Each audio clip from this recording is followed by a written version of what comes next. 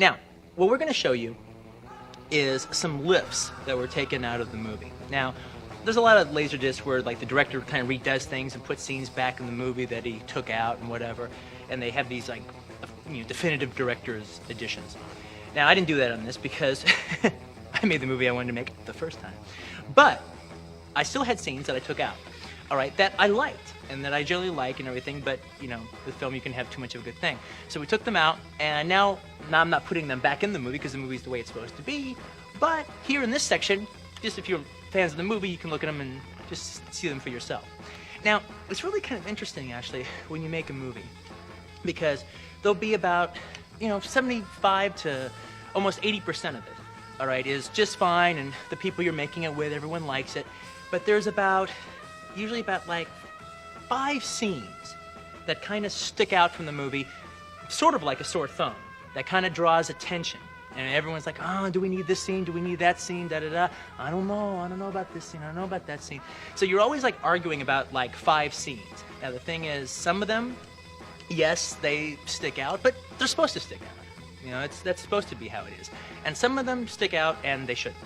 All right? And so the whole thing is trying to decide, like Paul Newman says in Color of Money, when to say yes when it's time to say yes and no when it's time to say no. Everyone goes home in a Cadillac. So that's the thing here. You got to figure out as a director which scenes do you want to keep just because you like them, and which scenes you're actually right about. That yes, maybe they do call attention to themselves, but they should. So that's it. These are the scenes that didn't make the cut, but I like them anyway, and I hope you do too. Now, first scene coming up is the scene between Eric Stoltz and John Travolta when John is buying the heroin. Now, in that scene, originally, there was a big, long monologue, all right, that Eric Stoltz gave. And I love the monologue. I think Eric did a great job with it. But again, it was one of those things where it was just like a little too much. We wanted to hurry up and get to the date by the time we got to that scene in the movie. So we took out Eric's monologue. But now we're gonna show you the whole scene over again, but with the monologue intact. Here it goes. Take it away.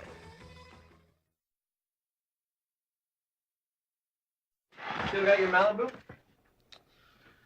Oh, man. You know what some fucker did the other day? What? Fucking keyed it. Oh, man. That's fucked up. Tell me about it. I had it in storage for 3 years. It was out 5 days, and some dickless piece of shit fucked with it. They should be fucking killed, man. No trial, no jury, straight to execution. Boy, I wish I could have caught him doing it. I'd have given anything to catch that asshole doing it. It'd have been worth him doing it, just so I could have caught him doing it. Yeah. It's like last week, I had to go down to Panorama City. Now, when I go to Panorama City, I might as well be going to fucking Nebraska. I mean, I'm about as familiar with both of them. I never go down there. Anyway, last week, I gotta go down there. So, I go down there. And guess what? I got lost.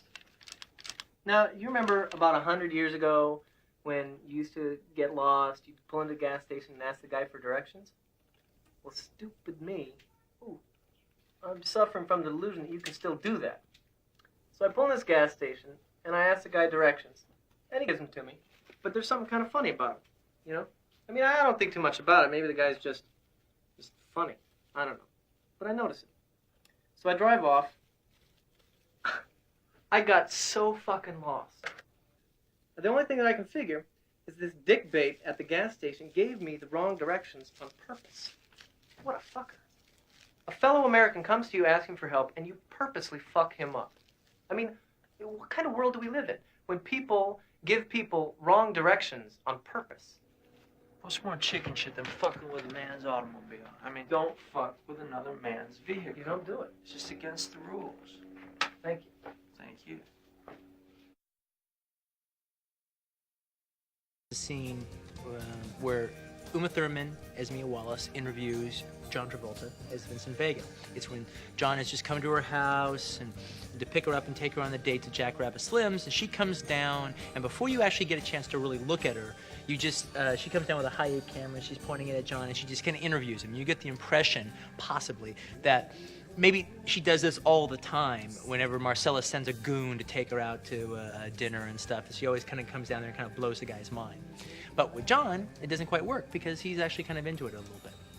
Now, thing is, this scene actually has a very checkered past because I'd actually written this scene about like 5 years ago or so. It was because I'd been like working on the basic idea for the Vincent Vega and Marcellus Wallace's wife for a very long time without ever having finished it. So this scene had existed for a while. So we shot it in the movie and everything, and the reason we took it out was basically because by the time that we actually got around to making it was becoming this cliche that all these movies made in the 90s were having all these young characters pointing high-8 cameras at each other and doing these big confessional interviews straight to the cameras, becoming this big, every 4 out of every 5 movies had a scene like that. So it was quickly becoming a cliche. So I took it out for that. And the other reason I took it out was because I personally don't think this scene is that great. You know, I mean, to me, it sounds more like someone trying to write like me than me, with all the little references in there. I still like the idea of you're either an Elvis man or a Beatles man. You know, you can like Elvis, but you can like the Beatles, but no one likes them both equally. At some point, you have to decide which one you like more, and that tells you who you are. I've always believed in that. All right, so that's the one aspect of the scene that I still like. But anyway, here's the scene, and special note to Miss Thurman is the fact that she actually handled the high-8 during the video scene. So that she's the camera person. Also, one other thing very interesting is we did a test, you know, to transfer the high-8 to film, see what it looked like. And we did many different tests. We had it widescreen at 235. We blew up the high-8 to the CinemaScope. And then we had 185, and then we had it just the normal video borders with just black background, black on both sides, to see how the high-8 looked. And I gotta tell you, it looked pretty good. It looked like bad 16 millimeters. So basically what I'm saying is if you have never made a film before and you want to make a film, shoot it on high-8 and transfer it to film. All right, because that's what I would do if I had made a film before. Here's the scene. Bye.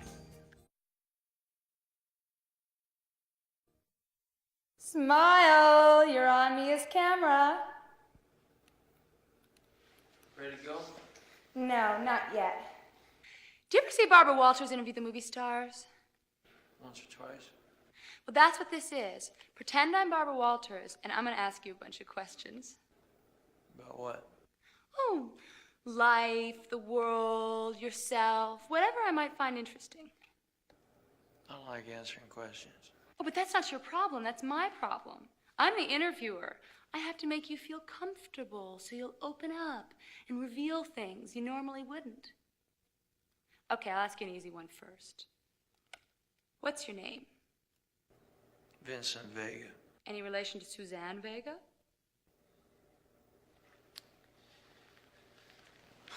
Suzanne Vega's my cousin.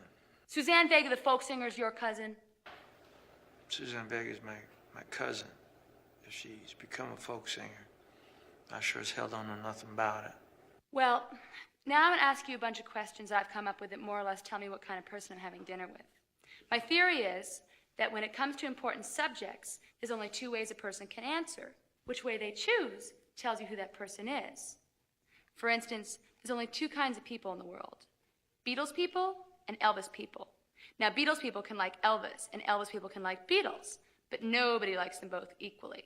Somewhere, you have to make a choice, and that choice tells you who you are. Well, now, I'm obviously not going to ask you that one, because you're definitely an Elvis man, but you're hip to where I'm coming from. Can you dig it? I can dig it. I knew that you could. Okay, first question. Brady Bunch or the Partridge Family? Partridge Family. On Rich Man, Poor Man, who did you like more, Peter Strauss or Nick Nolte? Nick Nolte, of course. What's your favorite way to say thanks in a foreign language? Merci beaucoup. In conversation, do you listen or wait to talk? I have to admit that I wait to talk, but I'm trying harder to listen. If you were Archie, who would you fuck first, Betty or Veronica? Betty. Cut. Print. Let's go eat. The next scene that we have is the Esmeralda cab scene. Now, we kept this scene in the movie, but initially, me and Sally edited a scene together that we were so happy with. As far as me and Sally were concerned, it was the best edited scene of the whole movie. Except it just took way too long, right at a time, right in the middle of the movie when you don't want to take a long time. You want to hurry up and get Bruce on his way, get him to the apartment with his girlfriend, Fabian. So we ended up making a condensed version of that scene for the actual film. And again, like I said before, in the actual film, that version plays better. But as just a scene unto itself, me and Sally still like this first version that we cut together. So that's what we're going to have on here now. So now we have a bell and another bell. And stop ringing that goddamn bell. All right, get that cut out of here. Now here's the Esmeralda cab scene, the long version.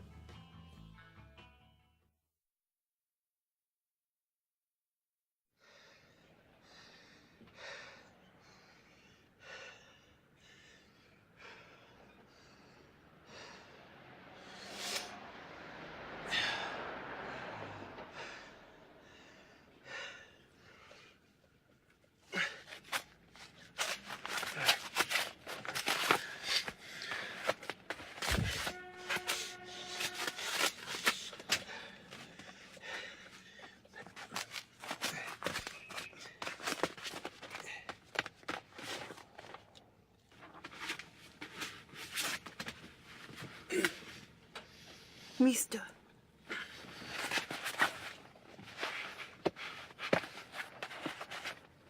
Hey, mister.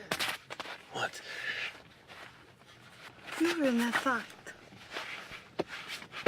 The fight on the radio. You're the fighter? Who gave you that idea? No, come on. You're him. I know you're him.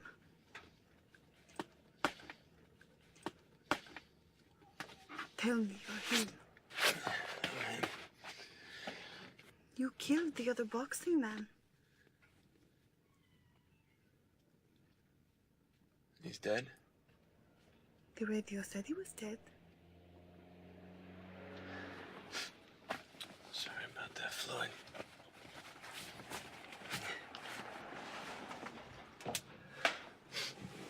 What does it feel like?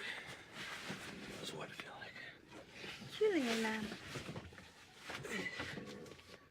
Beating another man to death with your bare hands. Oh, you a weirdo? No. Is a subject I have much interest in.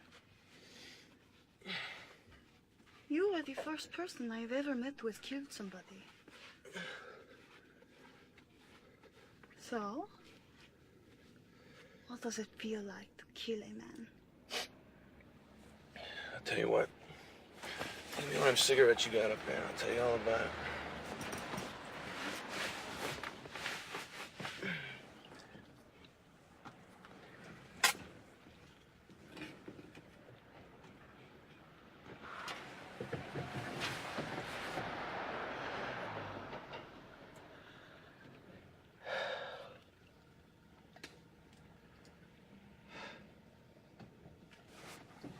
So, Esmeralda Villalobos. Is that Mexican? My name is Spanish, but I am Colombian. Pretty name. It means Esmeralda of the Wolves. Your name means Esmeralda of the Wolves? It's some halo you got there, honey. Thank you. And what is your name? Butch. Butch. What does it mean? I'm an American, honey. Our names don't mean shit. So, moving right along, Esmeralda, what is it you want to know? I want to know what it feels like to kill a man. I couldn't tell you.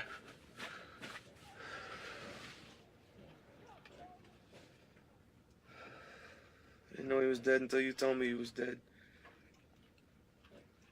Now that I know he's dead, you want to know how I feel about it?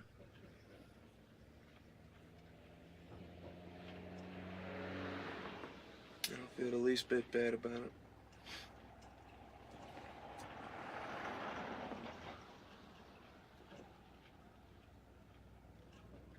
You wanna know why, Esmeralda?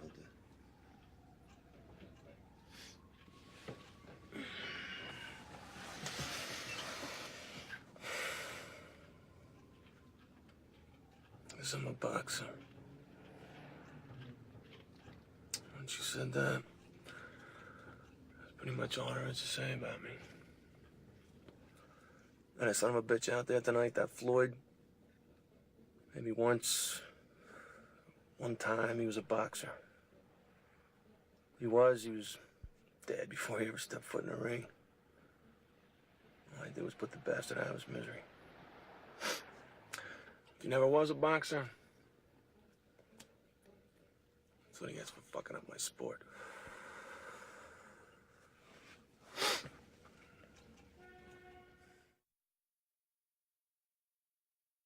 The next scene is the scene with Monster Joe and Monster Joe's daughter Raquel, played by Dick Miller as Monster Joe and Julia Sweeney as Raquel.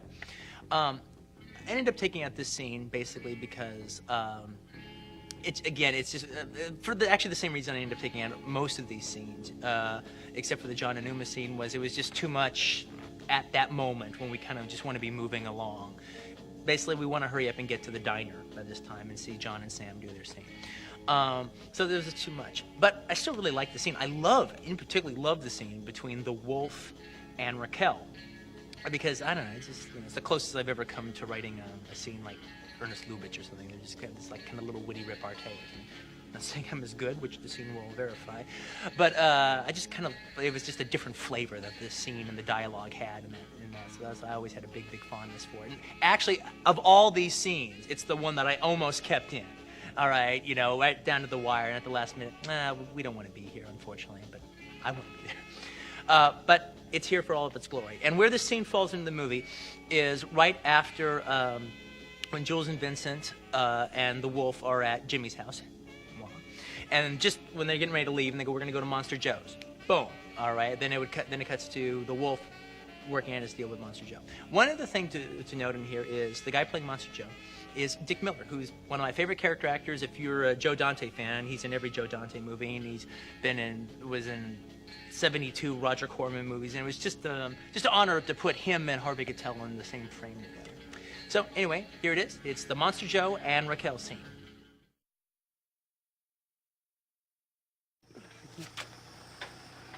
I said it before, I'll say it again. Your business is always welcome. I think by now I've earned the equivalent of frequent flyer miles. Frequent flyer.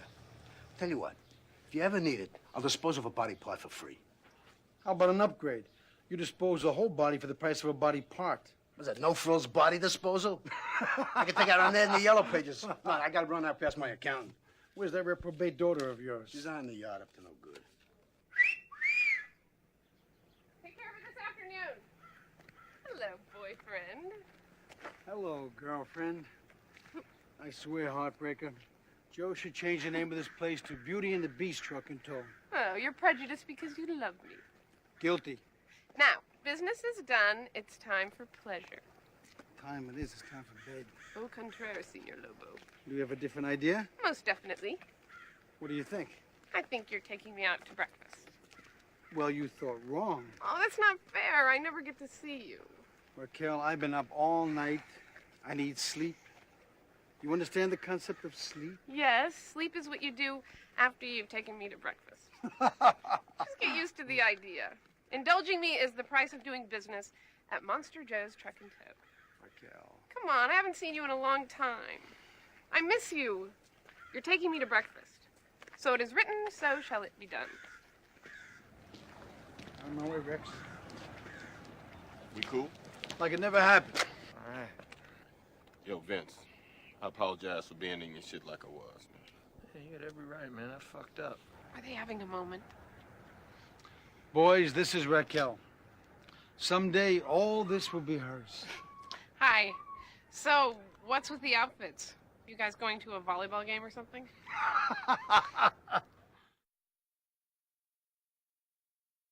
Thanks. Maybe down in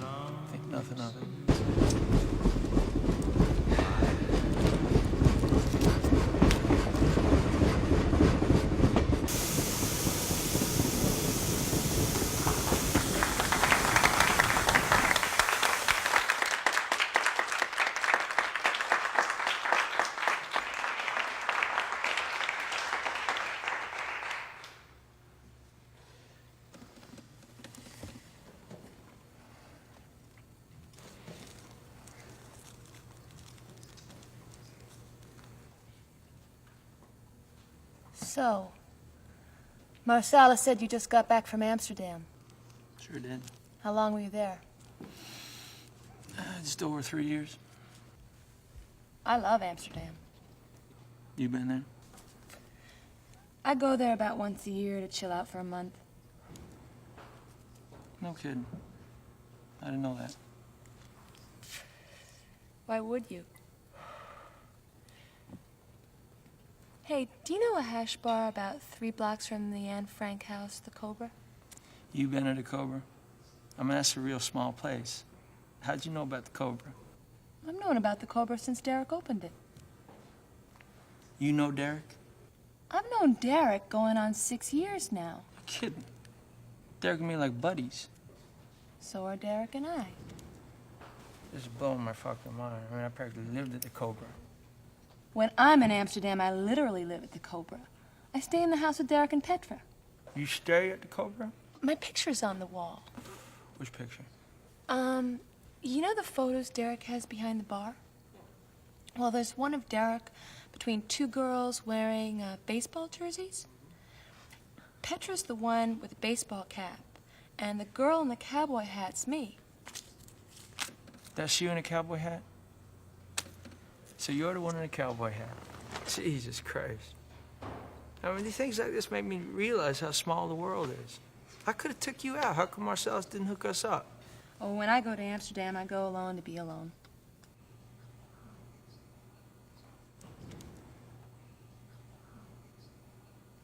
I could dig it.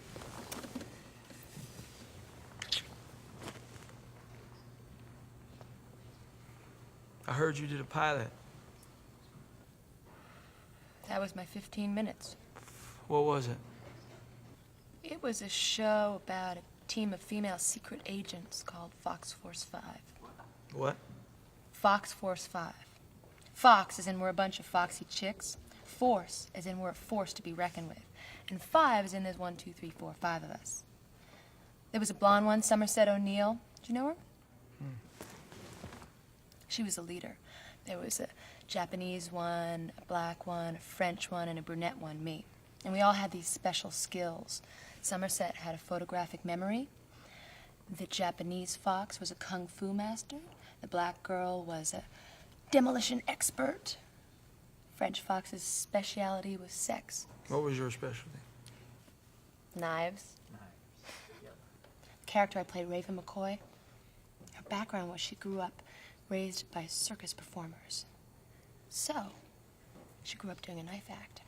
According to the show, she was the deadliest woman in the world with a knife. But because she grew up in the circus, she was also something of an acrobat. So she could do illusions, she was a trapeze artist. When you're keeping the world safe from evil, you never know when being a trapeze artist is going to come in handy. And she knew a zillion old jokes. Her grandfather, an old vaudevillian, taught her. And if we would have got picked up, they would have worked in a gimmick where every show I would have told another joke. You know any animal jokes? Well, I only got the chance to say one because we only did one show. Tell me. It's corny. Don't be that way. Tell me. No, you wouldn't like it and I'd be embarrassed. You told like 50 million people, and you can't tell me? I promise I won't laugh. That's what I'm afraid of, Vince. That's not what I meant. You know it. Well, now I'm definitely not going to tell you because it's been built up too much. What a jip.